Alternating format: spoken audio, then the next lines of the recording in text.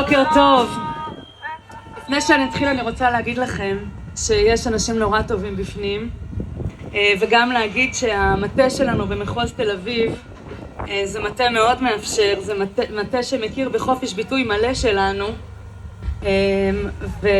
וזהו, הם לגמרי איתנו במאבק על דמוקרטיה.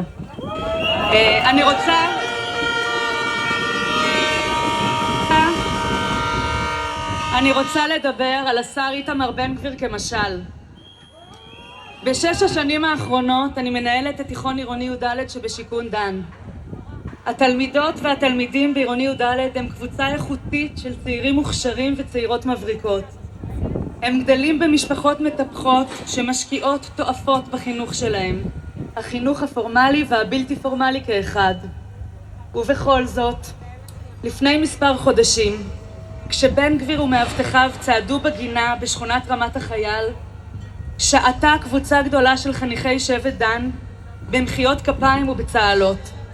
התלמידים שלנו ביקשו להצטלם עם כבוד השר.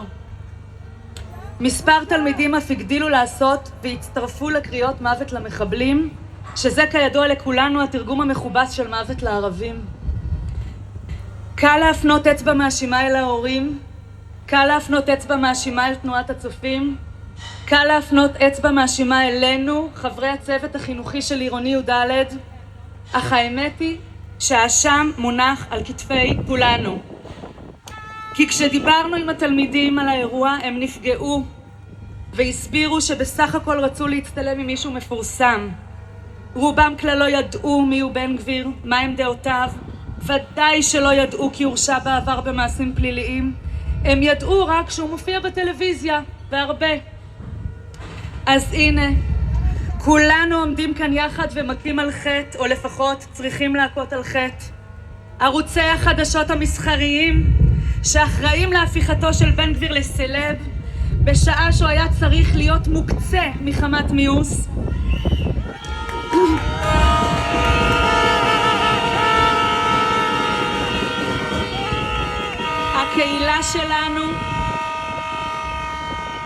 הקהילה שלנו ששנים הייתה בתרדמת עמוקה, תנועת הצופים שממשיכה לדבוק בניטרליות, ואין דבר כזה ניטרליות. הנוער הנהדר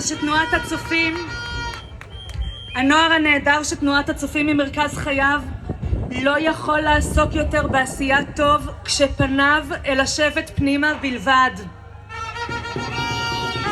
ואנחנו, המורים והמורות, המנהלים והמנהלות, כמעט כולנו חששנו, נזהרנו, לא רצינו לנצל את המעמד שלנו ואת ההשפעה שלנו. וכשבן גביר הצליח להיכנס לכנסת ישראל עם מפלגתו הגזענית שתקנו, כי מה נאמר? בכל זאת, בחירות, דמוקרטיה, עקרון הכרעת הרוב. אבל בן גביר הוא תקלה של הדמוקרטיה.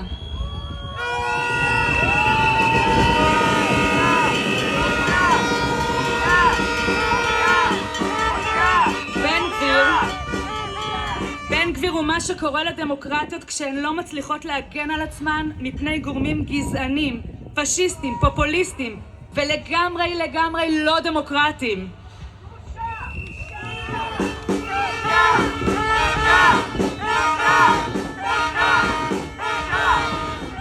דוגמאות כמו זאת שהבאתי כאן יש עוד רבות מדי. הבשורה הטובה היא שהתעוררנו ולא נחזור לקורסאות הנוחות בבית, ובמוצ"ש כבר לא הולכים לסרט וגם לא למסעדה.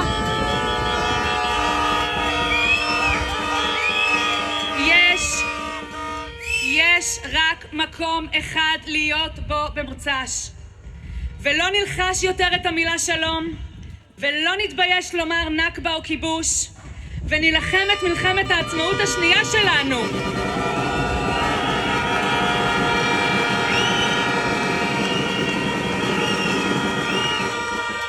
כי ביחד אנחנו יוצרים כבר 35 שבועות את חברת המופת שמגיע לנו להיות.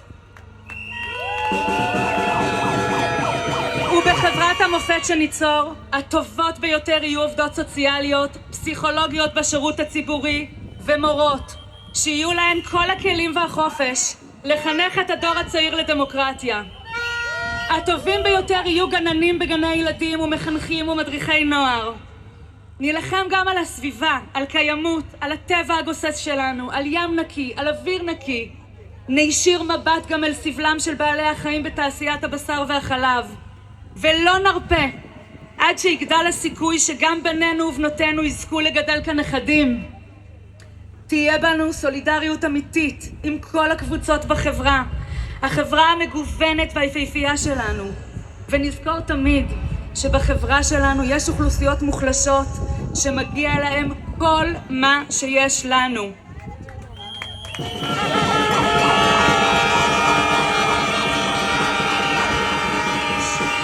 נעמוד לצידם, נילחם ביחד איתם, נפקח עיניים ונזהה פרקטיקות של אפליה על כלל סוגיה. תהיה לנו אכפת. לא נגיד יותר יום יבוא, אנחנו כאן כדי להביא את היום.